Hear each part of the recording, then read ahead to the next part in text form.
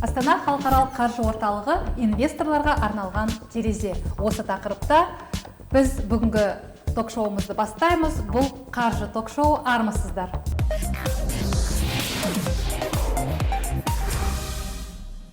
Менің есімім Жанар Тайжанова және студия қонақтарымен таныс болыңыздар. Айнұр Жұматова, Астана Халықаралық Қаржы Орталығының экспат орталығының басшысының орынбасары. Сәлеметсіз бе, Айнұр ханым? Және Уилл Астон, Озары компаниясының атқарушы директоры.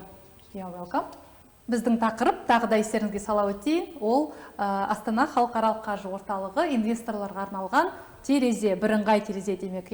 Жалпы мынау орталық инвестицияны тарту барысында бірыңғай үйлестіруші орталыққа айналып келе жатыр, солай ма, Айнұр ханым?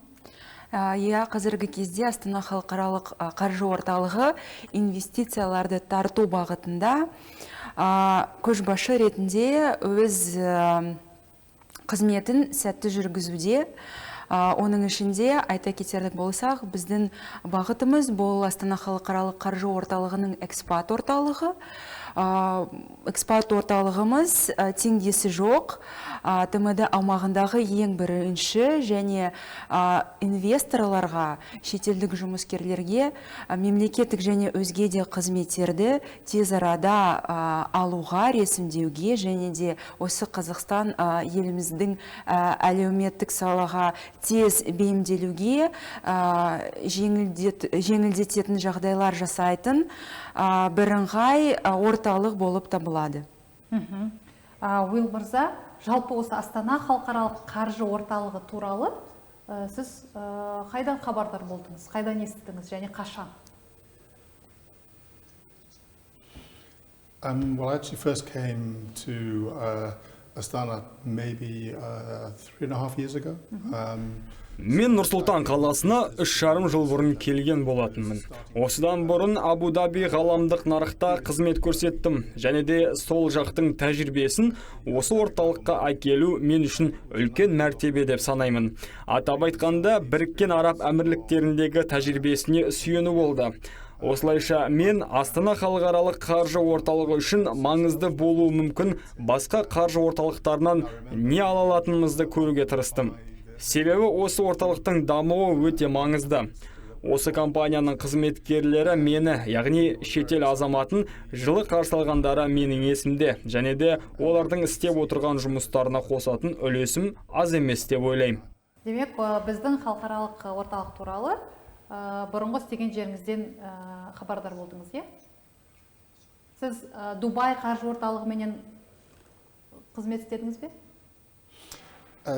Yes, I mean it's a fairly small network of international financial centers. So бұл қаржы орталығына тікелей қатысқан қызметкерлер басқа да көптеген жерлерде, мысалға алсақ Катарда, Дубайда, Абу-Дабиде өз тәжірибелерімен бөлісіп, Қазақстан экономикасына пайдасын тигізуге дайын. Тағы да айта кетейін, мәселе бұл бөлініп жатқан инвестиция тұрғысынан.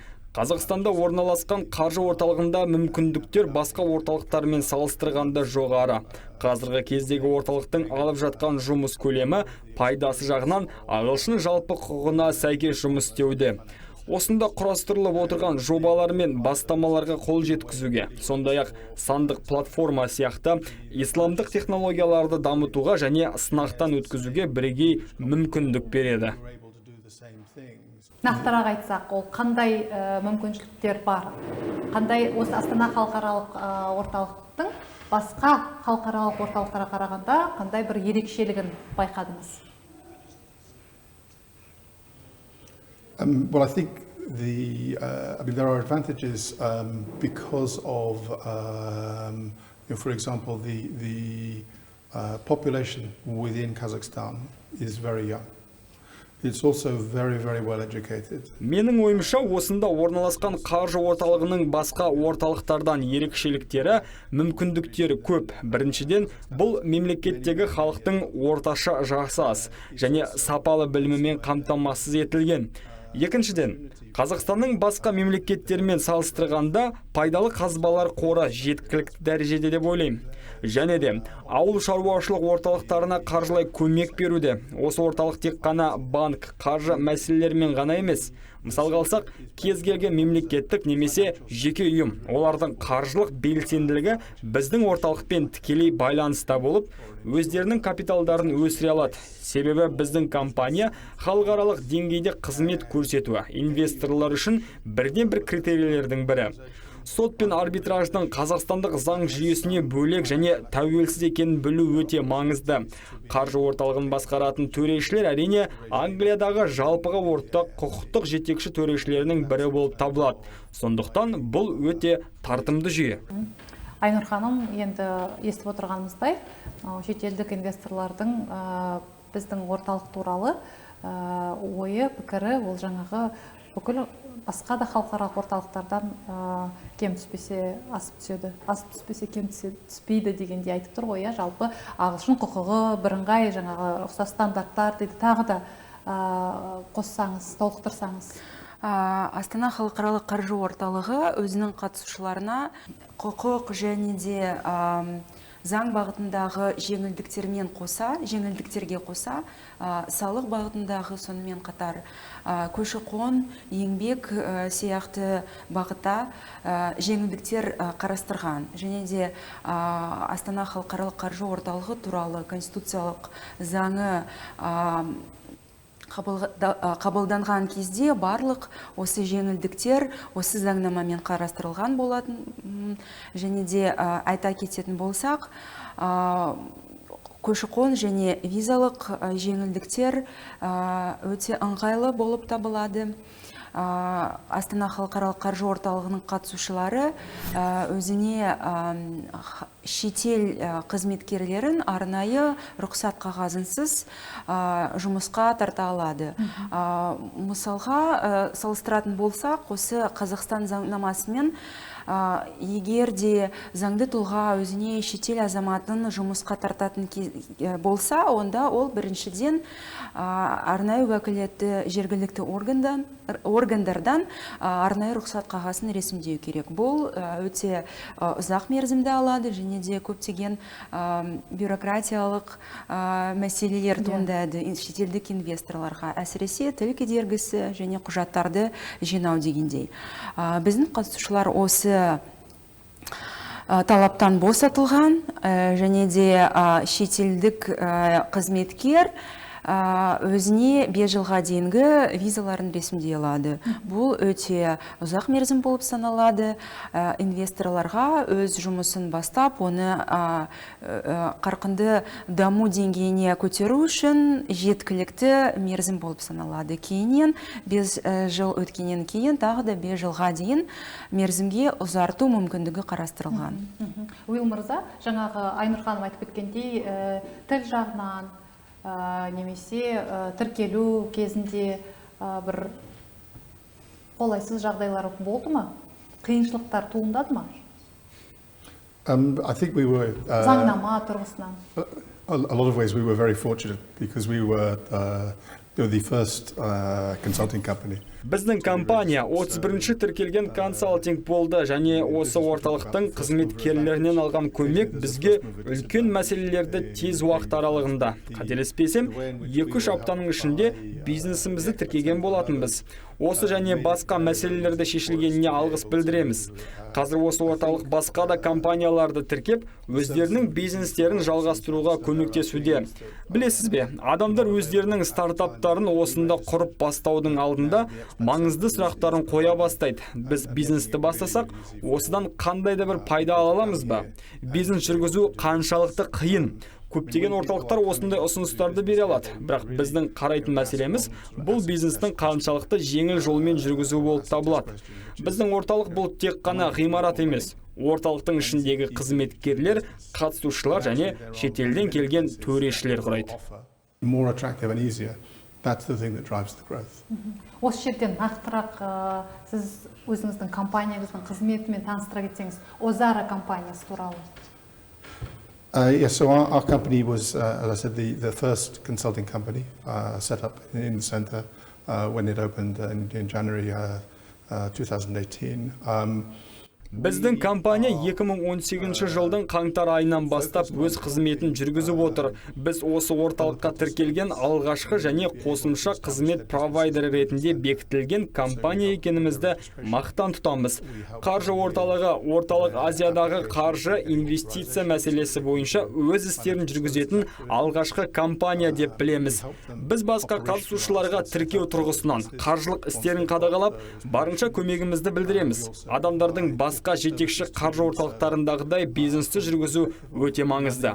Сонымен қатар, мен сот пен төрелік орталығының тәуелсіздігі халықаралық бизнес үшін өте маңызды деп санаймын. Тағы да бір айта кететін мәселе, бұл Қазақстанда жұмыс істеп отырған компанияларға халықаралық дәрежедегі тәжірибе жинастырып әкелу. Осы мақсатта біздің компаниямыз өзара, яғни бірігіп жұмыс жасау мағынасын білдіреді.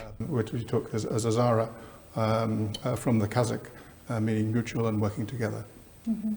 Бұл Қазақстандағы бірінші ірі консалтинг компания болғанымен, оның өзінің тарихы бар, бұрын басқа мемлекетте біраз жылдары қызмет еткен компания деп түсінеміз. Yes. Қазақстанда сұраныс қаншалықты сіздің консалтинг қызметтеріне?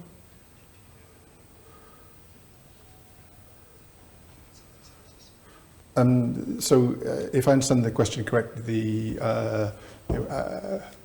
what's really our history and the nature of our services. So our history is a number of colleagues that have actually worked together for. Біздің компаниямыздың тарихы бірнеше адамдардың, сонымен қоса қазақстандық кәсіпкерлермен көптеген жылдар бойы бір заңнама тұрғысынан жұмыс істеуден басталған болатын. Пайыздық тұрғыдан алатын болсақ, қазір бізде компанияның 40% шетел азаматтары, 60% қазақстандықтар болып табылады.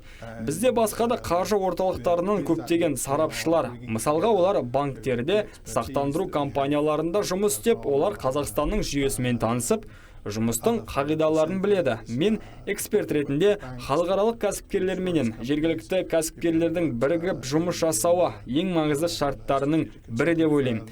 Бұл адамдар басқа жетекші қаржы орталықтарында бұрынғыдай жұмыс істей алатындай маңызды мәселе. Сонымен қатар менің ойымша, сот пен арбитраждың тәуелсіздігі халықаралық бизнес үшін өте маңызды.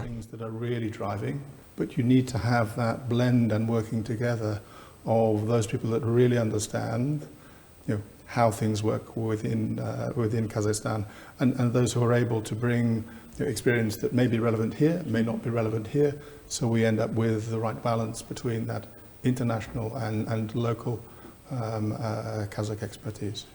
Түсінікті. Айнұр ханым, жалпы бірыңғай инвесторларға арналған терезе дейміз. Соған қандай қызметтер кіреді? Экспат орталығымыздың қызметтеріне көптеген мемлекеттік және өзге де әлеуметтік қызметтер кіреді. Соның ішінде айта кететін болсақ, бұл алдымен шетелдік азаматтарға Қазақстан аумағына кіруге керекті визалық және көші-қон қызметтері, сондай-ақ келгеннен кейін банк шоттарын ашу үшін, заңды тұлға ретінде тіркелу үшін және өзге де қаржылық операцияларды жасау үшін керекті салық төлеуші ретінде тіркелуге тиіс. Бұнда жеке сәйкестендіру нөмірін алу, сондай-ақ электрондық цифрлық қолтаңба алу және өзге де 500-ден астам мемлекеттік қызметтер біздің орталығымызда бір терезе қағидаты бойынша ағылшын тілінде ұсынылады. Сондай-ақ осы жылдың 1 тамызынан бастап біздің қызметтер тізіміне жүргізуші куәлігін алу және автокөлікті тіркеу қызметтері қосылған болатын. Бұл қызмет шетелдік азаматтарына ғана арналған. Сондай-ақ осы мемлекеттік қызметтерді алуға тиісті инфрақұрылым жасалған болатын. Оның ішінде нотариус, аударма бюросының қызметтері, фотокабинет, мультикасса қызметтері кіреді. Шетел азаматы экспат орталығымызға келгеннен кейін басқа уәкілетті органдарға, мекемелерге бармай-ақ бәрін сіздің орталықтан ала алады. Орталықтан ала алады. Сондай-ақ, егер де осы шетел азаматы өз жанұясымен келетін болса, оған тұрғын үй мәселесін шешуде, сондай-ақ ағылшын тілінде, ағылшын бағдарламасында осы Нұр-Сұлтан қаласының аумағындағы халықаралық мектептерді іздеуде, балабақшаларды іздеуде, сақтандыру, медициналық бағытта жұмыс жасайтын мекемелерді іздеуде, консультациялармен оларды іздеуде өз үлесімізді оларға қосамыз. Ал мынау негізі жалпы мемлекеттік органдарды алатын болсақ, осы сырттан инвесторлар тартуға бізде жаңағы сыртқы істер министрлігі жауапты. Сіз оларменен қандай қарым-қатынастасыз? Астана Халықаралық Қаржы Орталығы сыртқы істер министрлігімен тығыз қарым-қатынас орнатылған болатын. Олар бірлескен бұйрық құжатымен тіркелген. Сондай-ақ осы қазіргі таңда инвесторларға арналған бірыңғай терезе біздің экспат орталығымызда орналасқан. Шетелдік инвесторларда Қазақстан аумағындағы инвестициялық жобаларды іздеуде, оларды кейіннен сүйемелдеу мәселелерін шешуде осы Казахинвест ұлттық компаниялардың сіздің өкілдері біздің орталықта өз қызметін атқаруда. Бірлесіп қызметтеріңізді атқарып отырсыз. Өте жақсы. Енді мынау нақты инвестициялық жобалар дейміз. Қазіргі таңда инвесторлар үшін қандай жобалар қызықты? Қандай жобаларға мүмкін Уилл мырзаның өзі жауап берер? Қандай инвестициялық жобалар сұранысқа ие инвесторлар үшін?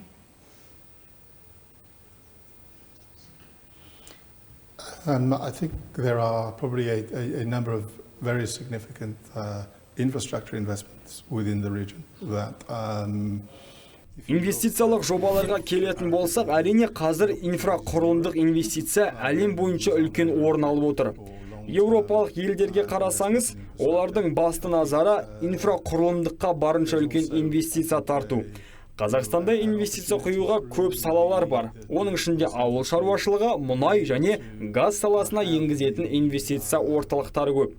Менің ойымша, орталықтың рөлі халықаралық инвестицияларды тарту үшін маңызды. Осы үшін көптеген негіздер бар. Менің ойымша, халықаралық инвестициямен қоса, жергілікті инвестиция бірігіп құйылуы өтетін жұмыс барысын одан әрі жақсартып отырады. Together with international investment and additional expertise, and those are the sorts of projects that I think are probably the most exciting ones at the moment. Жақсы. Айнұр ханым айтқандай, осы орталық негізінде бірыңғай терезе инвесторларға арналған, бірыңғай терезе ашылған. Сол бойынша қызметтер 400-ге жуық дедіңіз ба? 500-ге жуық қызмет көрсетіледі. Шынымен де сіз осы орталыққа тіркелген кезде барлық қызметтерді бір жерден алып отырасыз ба, әлде басқа да мемлекеттік органдарға, немесе мекемелерге сүйенуге қажеттілік туындады ма? Әлде шынымен де барлығы бір жерде көрсетіле ме? Практикалық жүзінде қойылған сұрақ қой. So if I answer correctly, the approach of a single window is one that is absolutely critical. Бірыңғай терезе жүйесі әрине барлық істелініп отырған жұмысты, соның ішінде инвестиция процесін жеңілдетеді. Менің ойымша, бірыңғай терезе жүйесі жеке әкелініп отырған жобаларға, мүмкіндіктерге өз пайдасын әкелуде. Бірыңғай терезені енгізудің негізінде экономикалық қызметкерінің қатысушыларына үлкен жеңілдік әкелуде. Кедендік рәсіммен өту процестері тездетілді. Уақытпен өзге де шығындары азайтты деп сенем. And be able to tailor what is done in terms of that one window to make sure we can execute on it. But certainly to date, the things that we've done, it's been very, very helpful. Ал мынау экспат орталығының көрсетіп отырған қызметтерінің тізімі толыққанды көңіліңізден шыға ма? Әлде сіз тағы да қосар өзіңіздің ойларыңыз, пікіріңіз жаңа қызметтерді ұсына аласыз ба? Мүмкін қазір емес, болашақта керек болады. I think we've been one of the early. We were given a lot of help in what we were doing, and maybe additional services. I mean, yeah, but I think additional services are being added. Осы орталықтың бізге беріп отырған көмегі демеулері аз емес. Жаңа қызметтерге келетін болсақ, ең бірінші ұсынған қызмет бұл көлік жүргізу куәлігі болды. Осындай ұсыныстар істеп отырған қызметке үлкен әсерін тигізуде. Бір жағынан кішкентай өзгерістер, ұсыныстар біздің жұмысымызды жеңілдетеді. As an expat, even the things that seem really simple, for an expat coming, they seem impossibly difficult. So even by extending the portfolio to the things that are really very simple and straightforward, it makes a big difference.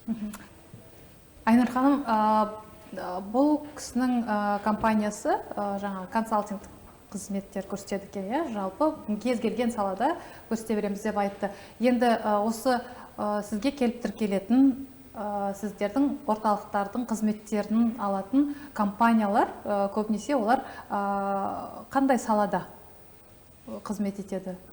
Астана Халықаралық Және тағы толықтыра кетсеңіз, олар ірі бизнес өкілдері ме, әлде бастап келе жатқан стартап компаниялары ма?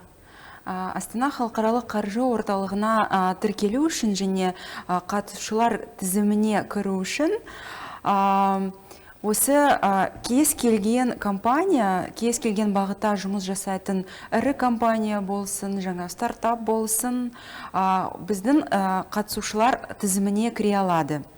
Және бұлардың барлығына экспат орталығының қызметтері ашық. Сонымен қатар экспат орталығына тек Астана Халықаралық Қаржы Орталығының қатысушыларымен бірге басқа да Нұр-Сұлтан қаласына, Қазақстан аумағына келетін өзге де шетел инвесторларымен, шетел қызметкерлері және туристер кез келген өзіне керекті ақпаратты немесе қызметті ала алады. Ал мынау визалық, миграциялық режимді әрі қарай жеңілдету бойынша экспат орталығымыздың операциялық қызметмен қоса біздің қызметкерлер осы мемлекеттік қызметтерді алуда қандай да бір мәселелерді немесе стандарттарды жеңілдету бойынша жұмыс жасауда. Мәселен, біздің Астана Халықаралық Қаржы Орталығының қатысушыларына арнайы жеңілдетілген визалық процедуралар қарастырылған. Мысалға, осы Астана Халықаралық Қаржы Орталығының қатысушы бір келгеннен кейін, визаны ресімдегеннен кейін, оның мерзімін ұзарту немесе оның, мысалы, іскерлік визадан жұмыс визасы санатына өзгерту рәсімін Қазақстан аумағынан шықпай-ақ бір жерден экспат орталығымыздан оны өзгерте немесе ұзарта алады. Сонда демек сіздің экспат орталығыңыз көптеген мекемелермен тығыз байланыс жұмыс атқарады. Ол жаңа елшіліктер, кез келген консулдық қызмет көрсететін және мемлекеттік органдармен бірлесіп жұмыс істейсіздер. Менің жақында естігенім, еліміздің премьер-министрі Смайылов мырза инвестициялық жобалардың бірыңғай ақпараттық жүйесі құрылады деген. Осы мәселе бойынша Астана Халықаралық Қаржы Орталығы сыртқы істер министрлігімен тығыз жұмыс жасауда. Біздің экспат орталығымызда Казахинвест ұлттық компаниясының өкілдері орналасқан. Егер де шетел азаматына осы шетел инвесторға керекті инвестициялық жобалар бойынша немесе осы Астана Халықаралық орталығы аумағындағы жеңілдіктер бойынша мәселелер, сұрақтар болса, оны бір жерден біздің фронт-офистан осы барлық мәселелерді ақпаратты ала алады. Сосын мынау жалпы осы жұмысты ары қарай жақсарту үшін елордадан, Нұр-Сұлтан қаласынан барлық сол мынау қатысушылардың мемлекеттеріне, үлкен ірі қалаларына тікелей авиарейстер ашылады деген ақпарат бар. Расымен де Уилл мырза, елордадан, Нұр-Сұлтан қаласынан сіздің туған қалаңызға тікелей рейс бар ма? Дәлелдейсіз бе? We're very fortunate in that actually a number of our... Біз үшін Қазақстанда жұмыс істеп, басқа мемлекеттерменен тығыз байланыс орнату өте маңызды. Оның ішінде Лондон, Франкфурт және тағы да басқа үлкен қалалармен тығыз қарым-қатынасымыз бар. Және де Біріккен Араб Әмірлігімен байланыста болу маңызды. Біздің салада кейбір әріптестеріміз осы Нұр-Сұлтан қаласында, енді біреулері Ұлыбританияда, Еуроодақта өз жұмыстарын жүргізеді. Көлік мәселелерде осылай жеңіл шешілгені де өте қажетті, маңызды деп ойлаймын осындай үлкен істердің барысында. Ал енді әлеуметтік тұрғыдан сіздің отбасыңызға осы Қазақстанда тұру қалай? Менің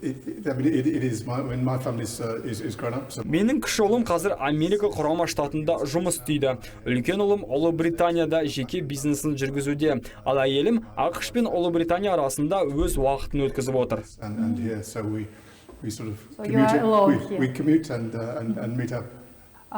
Уилл мырза, көріп отырғаныңыздай, осындай қаржылық орталықты құру үшін, жалпы осындай инвесторларға керемет жағдайларды қалыптастыру үшін, жасау үшін осы экспат орталығы соның ішінде үлкен жұмыстарды атқарып жатыр. Енді осының нәтижесі қандай болмақ сіздің пікіріңізше? Қазақстанның экономикасына қандай көлемде инвестиция тартылмақ немесе? Жеке сіздің ойыңыз сарапшы ретінде. I think the thing to remember about the financial center is that it is not just for financial organizations. Қаржы орталығы тек қана қаржы мәселесін жүргізбейді, сондай-ақ жеке тізімдерді қадағалап отырады. Осының барлығы ең соңында компанияның сонымен қоса Қазақстан экономикасын дамытудағы бірден бір жолы. Бұл жергілікті тұрғындарға қажетті біліктілікке ие болуға, сонымен қатар тәжірибе жинауға мүмкіндік береді деген сөз. Компанияның үздіксіз кәсіби білім беруіндегі тәрбие жұмысы өте маңызды деп санаймын. That is really having impact in the Kazakh economy. And that's probably the measure of success of the center. And the opportunities are there, both for local investment to be put to work and equally to attract additional investment internationally. I think